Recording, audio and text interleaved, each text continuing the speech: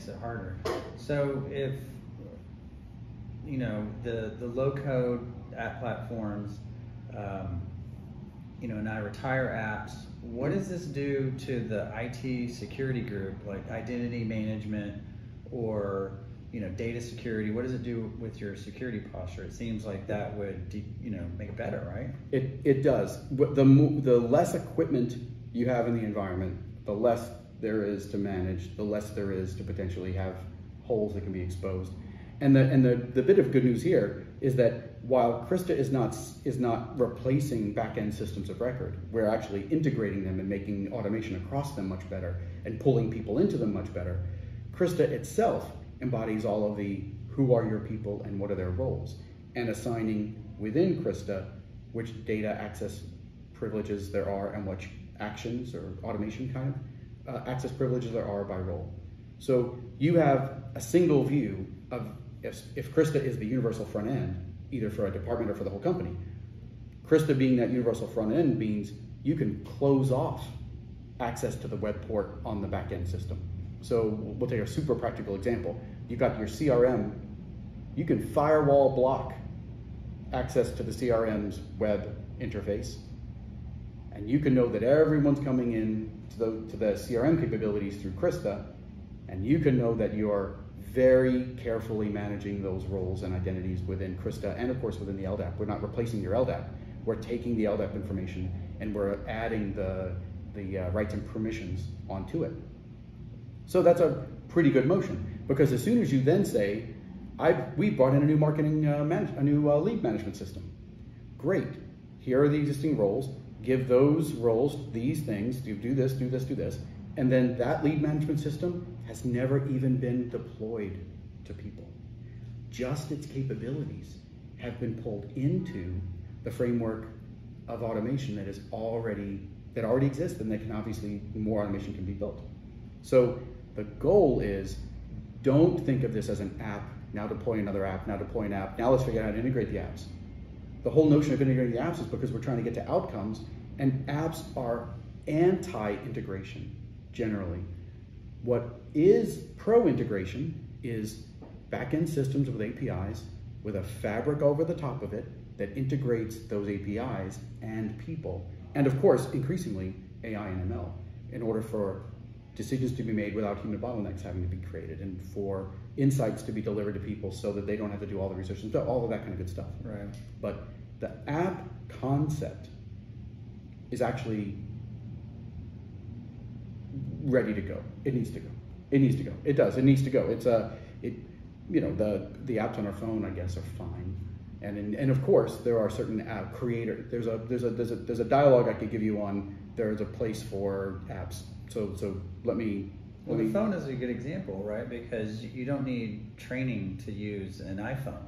No. But if you get a new app, which is like a new capability, which the business user wants, or the business, you know, the C-suite wants capabilities and not more apps. But if you could just interchange that on the same user interface, then people resist the change. That's right. That's right. More apps on the Springboard.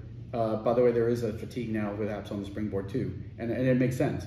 But what's on the other side of that icon when you hit the Springboard sometimes is, wait a minute, that doesn't look at all like the experience I'm used to on my Android or iPhone. And what does that word even mean? And wait, if I do that here, I still have to do that in 3 other places. Or I do this, then I got to go get somebody on the phone to try to push the process forward. So the app only can do a task. That's the fundamental problem. The app is by nature within the scope of a particular system that the app is built to perform. So CRM app has CRM functionality. And yes, by the way, you can do a ton of custom work to try to hang stuff off the side of your CRM. And you could do that, and there's a certain amount of progress I'm sure you could make. But as soon as you then need that same human to do something in their HR system, you're doing a whole thing and another whole thing, and there you go again. Yeah. There you go. And we're not improving people's lot in life, right? So, and by the way, you'd integrate the HR system in a completely different way on the back end than you do the CRM, and so you don't have the momentum in IT to be getting better at one thing. You're now trying to be good at two things, and now it's not only two; it's actually dozens, right? Because all these different systems. What we really need, and this is exactly what Krista is designed to do, is treat every system of record as a collection of capabilities. Turn those into capabilities that are described by human requests so that humans can make natural language like ways of requesting those capabilities to be performed. Provide that all together by role with security and all that, but provide all of those capabilities as requests to authors who actually sit in the business and understand the process that needs to be executed to an outcome.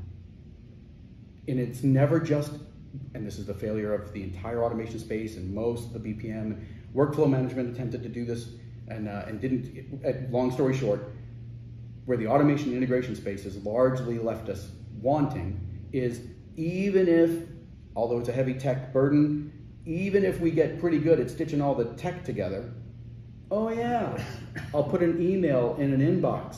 And how would I even know which email, or by role, or how would I even, and what rules I would use for what, for who gets it when?